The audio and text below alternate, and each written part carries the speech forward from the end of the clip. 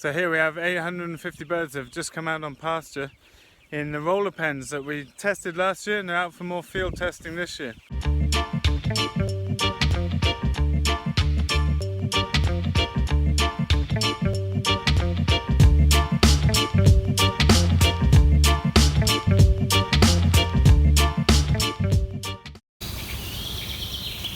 Amalanthia with raspberries and squash, comfrey, small tunnels doing good here. And we've got some beautiful crops coming on. The water is still very dry, but we did fill back the pond with the rain we had, enough that we feel confident to water. The garden's really starting to look beautiful.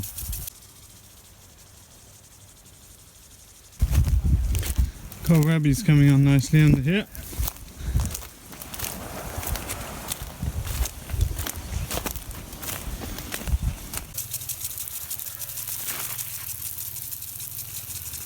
First vegetable boxes, what have we got, Colin? Spring onion, fresh garlic, 3 microgreens, salad mix, kohlrabi, radish, butter crunch, kale mix and peas. Beautiful. So this year's veg box is, what, 250 crowns? Yeah. 25 euros for hand-grown vegetables. Beautiful. Da-da, da-da. Shade bill's working really nicely.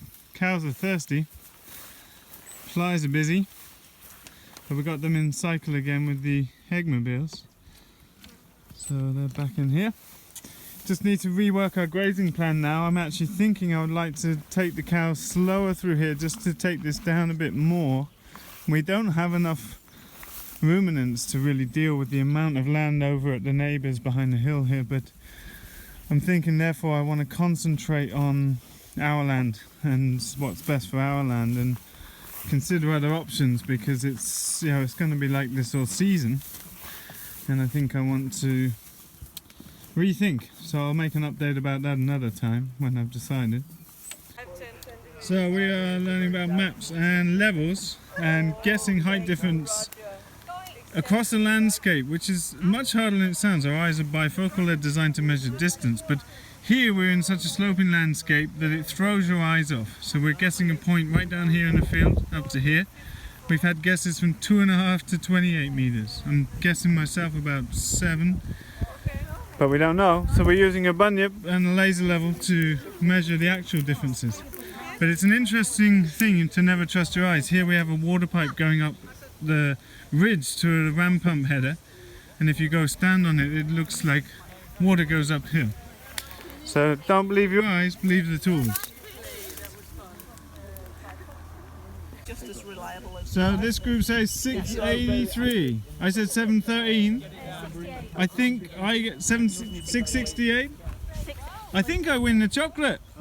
But we're going for the laser level double check, but I'm not sure about this lot's mathematics, to be honest. So we're up moving eggmobiles, and these little honeyberries are waiting for us. Moving eggmobiles is different this time of year. Strawberries, honeyberries, gooseberries, black currants, red currants, white currants. So for reference, this is the top of the poultry net. And that's Philip. But this is how the grass is up here in front field now. Chickens in the jungle. That's quite a sight when it all comes storming out. Yeah, for sure.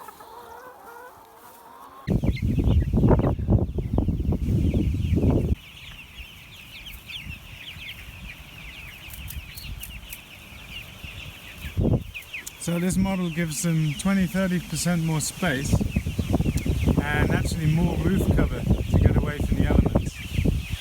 At this early stage, when the birds have just come out, it's really critical now we really watch them closely. We've got waterers. We're going to have an automatic waterer when the birds are bigger, but they're still so young that we want them to have more water evenly distributed across the little paddock. And we just got to get them used to electric fence. They've never seen that before, so we've got to just keep an eye on it. And we've actually got an energizer here that's got variable power, so it's important to just make sure they get used to the fence, but it's not so strong that it's gonna shock them. So this one has a dial that we can turn it up and down. But we like this model because essentially it's much easier to move these. Now in the first few days it might become harder to move them because the risk of crushing them under the wheels, so you could put a little baffle on the front of this to sort of shoot them out of the way. But as the birds get bigger, the aim is to feed them down the center of the next line, and then we can pull these over the top of them to give them their shelter. But they seem very happy. We delayed putting them out till today because of the weather. Yesterday was the plan, but it was raining. We didn't want to get the birds out in the rain. And we kept the nets up close to keep away any aerial predators. Like a bird of prey is the main risk here. And because it's such a tight enclosed space, we don't think we're going to have issue with that, because it's a bit of a risk to land in an enclosed space for a bird of prey.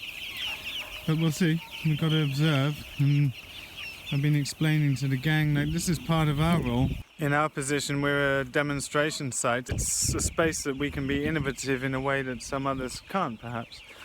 And that's part of our role as a demonstration site, is to try and innovate and find better ways to do things. So that's what these pens are about, is trying to save us time whilst giving the birds more space and better welfare, and see if we like the model before we really recommend it to people. So this model uses a 50 and a 25 meter net to give us the right sort of shape of pasture, and we're keeping it very close. I think as the birds get bigger we could give them more space if we want to also, but important to keep them well protected from aerial predators at all times, but particularly now when they're so small. And these are 3-week-old birds. They're really enjoying pecking through cow manure pats and picking up sticks and learning about eating grass. But nice to see the birds out. It's a very different model to raise them in a big group like this, and obviously there's a risk with it, but yeah, I like it. I think it's good to give these models a try and see if there's better ways of doing things. This one bird escaped here. They actually fit through the fence, the smallest ones. So we're going to have to keep really good eyes on this. We'll be coming up here many times a day as they march along with the layers behind the cows, which are over here now. And so we're back on cycle with the cows a few days ahead of the chickens.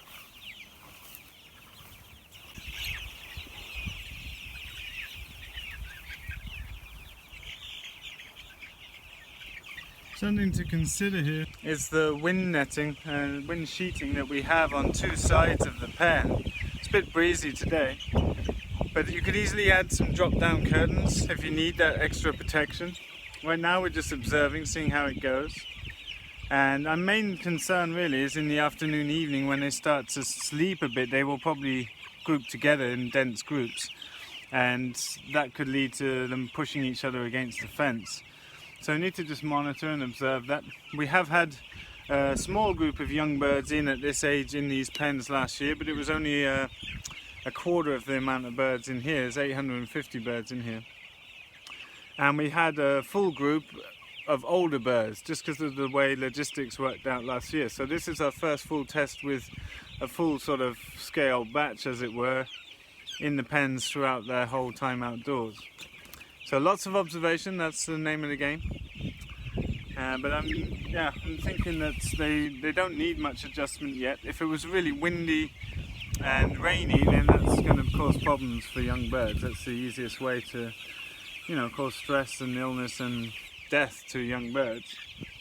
But they have pretty good shade, the grass is high, so there's plenty of ventilation, but also enough shelter that they can get in under the rain. There's much more roof space because all quadrants are covered. And we've just got to observe, because these birds are not so good at hiding when it does rain. Some of them will just sit out in the rain, so we'll just have to see. It might be we move the fences in to sort of push them in, as it were.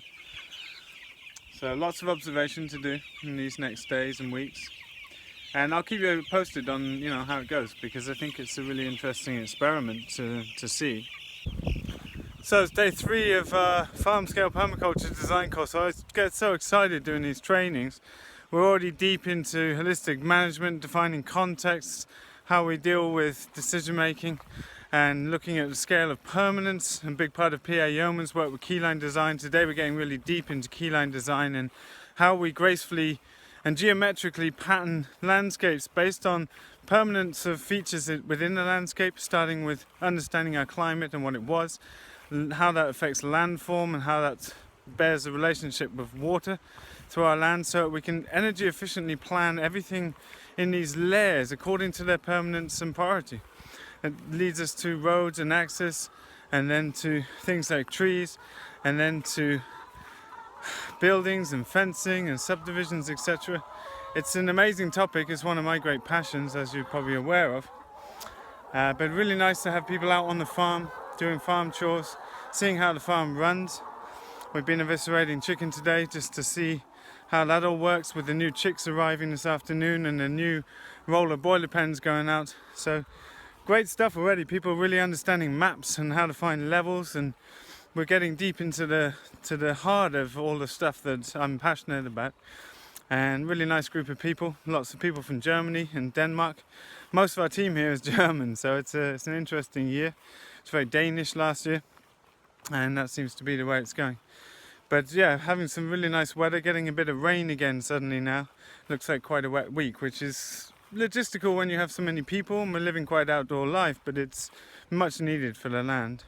Trying to revise our holistic grazing plan, because we want to actually really focus the cows trampling and grazing onto our land to really run ahead of the poultry enterprises now, and maybe not go through our neighbours' land. So we are going to see if we can get it cut and baled for winter, and we have an agreement to manage that land, but he's also got subsidies for us grazing, so we need to know if we're allowed to do that. We just got to find out what's going on there.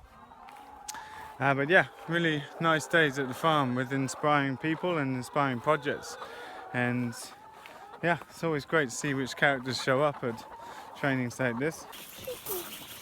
Chickens everywhere. Batch number 3. They've had a long day. Batch number 3. So batch 2 out in the normal salads and style pans, and batch number 2 went out today, a day late, into the roller pans. And we're testing those for the first time through the whole batch of a full-scale batch. So this is batch 3, and it's the last planned batch for this year. And these will go into the Salatin style pens again into front fill. So this could be, it's a short boiler season for us this year because of the building of the smokery. We're not doing so many birds this year, which is nice, but still aiming to drive the revenue by adding value to the birds. So these have just come back from a long day in the van, and this is the second turnover of the bedding, so this is now getting up to about as high as it could be without birds escaping. We might have to come along and put some additional wood or a bit of fabric over here as the birds get bigger and more agile, stop them jumping out. But this could be the last lot. So the turkey poults are coming this week, but they will be going into the old barn, so this might be it for the brooder this year. It can be emptied and composted further down outside.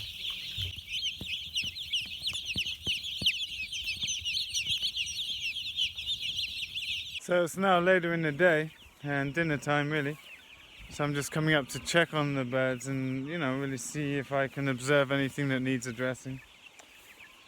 But they seem hungry right now, like they're alert and actively hunting around. They've got food, so I'm not concerned about that. But they seem to be away from the edges of the fence. So that's good. Like, one concern at this time is they get stuck in the electric fence. And I asked them to actually turn the fence up a bit in the afternoon, because I saw some young birds that, you know, running through the actual fence, small birds, so they obviously weren't getting enough of a shock. But it seems to be effective because there's no birds on the fence. See down there now, and so I'm just going to have a look under here, and you see, yeah, they've turned it up to 5 now. This goes up to 5, well, it goes up to 5 and then +5, so this on the lower 5. It was on 2 before, so I think this is better. They're sitting right back from the fence, so they obviously felt some shocks. So I think it's good. I'm curious. I'm going to come back later in the evening and, you know, just really make sure they're okay for the night. But yeah, great to have 3 batches of birds on the farm again now.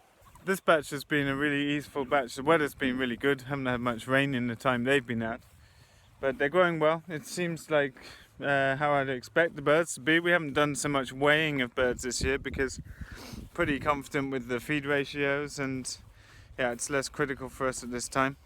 We've been eating a whole bunch of strawberries, and there's some really nice ripe ones up here at the top of the field. It's an earlier variety than in most of the field.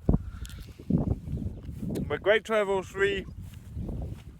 Oh, that's delicious. It's great to have all 3 batches of birds now. As I said, it might be the last batch that have just arrived today. Trying to just keep it at a sensible workload and increase the revenue through smoking. I did test the smoker, and so I can tell you a little bit about how the first test went with birds inside. But with the help of Joran, we've rewired the sauna heater. This just plugs into 16 amp plug there. We've worked out where the thermostat should be for about 72 degrees. It took 3.5 hours to get to there. Got a little thermostat coming through the wall. And it's interesting, I think that temperature is okay. However, if there's 50 cold chickens, like 100 and something kilos of chickens, that's not going to work out so well. We actually have 2 elements in here. It can be wired to 3-phase, so we're thinking we're going to... We basically took out the timer because we don't want that, and put the thermostat outside with the light that shows it's working. But we've got it running on single phase right now. I think what we're going to do is rig it onto 2 phases of the 3 phases and see how that goes. And we got the thermostat up here at the height the chickens would be hanging. Now I'm going to light it. The concern is that in winter, you know, with 100 and something kilos of meat in and winter outside, it won't reach temperature satisfactorily. You want to get it up to temperature within 4 or 5 hours. I put a whole bag of, this is Alder 0 to 2 millimeter sawdust. So I'm going to light a fire in here now and get this smouldering away, see how that affects temperature increase. And put the heater on and just do a test run to impregnate all this material with smoke. I'll probably do a few smokes just to get, you know, smoke into the wood so that we have a consistent taste in the product, and do some testing with chickens at the same time just for our own consumption, just to get the salt balance sorted and that kind of thing. So just got the little fire going, let that catch the sawdust, and then we'll get the heat up before we turn this thing on. Just got a metal sheet that protects the wood of the door and should be fine like this. Obviously need to monitor these things when we're testing out. But just give that a few minutes and then we'll close the door up and start raising the temperature. So I've only left this for 10 minutes so far and it's already brought it up to 64, which is pretty good. That should help a lot with getting it up to temperature quickly, just having the initial burn. So you can see how smoke is coming out from around the door. That's the technique Joran said, rather than have a vent, who allows some natural leakage to allow airflow, and that's worked well for him, so we've done the same.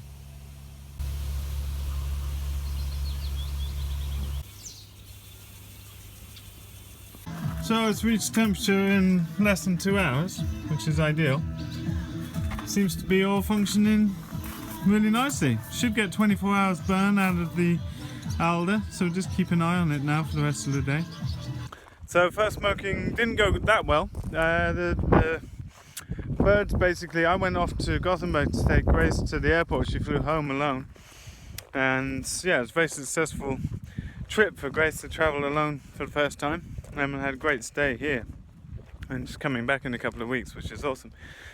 But while I was away, like, it got up to temperature very fast with the initial fire, and then they called me in the afternoon. It had gone up to 100 degrees and it sat over 100 degrees for some hours. I asked them to leave it just to, you know, see what actually happens, because I didn't want to open the door and lose the smoke density or whatever. So birds got overcooked, and they're not dry actually, but they're definitely overcooked, so the texture is not great. They're flaky and fall apart a bit, but the level of salt was really good, and I'd salted them for 17 hours this time, so that taught me something there. And yeah, I like the colour of the birds, but just overdone. I think the timings were all good, it's just the temperature was a bit high. So I think we've over-insulated the smokery, basically. And not sure what to do yet, haven't decided. It's not the thermostat's working and it's cutting off. It's the heat from the smoke that's creating, you know, too much heat. So it might be we just need a vent, but in a way we need some kind of automated temperature control thing, otherwise it's going to be very hard to make consistent products. You know, in perspective, we need it really well insulated, otherwise we'd never be able to use it in the winter when it's minus 25 outside. And so, yeah, I'm running a farm scale permaculture course that I don't have a minute spare in a day really, other than to make this video, so I don't actually have time to think about it right now, but I'll update you when I know. We've got to do something and we need to start selling smoked birds, so I've got to get on the case as soon as I can now. So that's it for today, folks. Thanks for watching as always. You can leave comments, questions below, and I can try and weave them into future videos. And yeah, you can find out a whole bunch more in our book, Making Small Farms Work. A lot of people feeding back on the training that has just been awesome for them, and it's led them to come and get a hands-on feel for what's going on here. And yeah, it's a practical manual, how to do this stuff from scratch on low budget, and finding solutions that regenerate the earth, produce amazing food for local consumers. So you can check that out in the links below. We'll see you in the next video.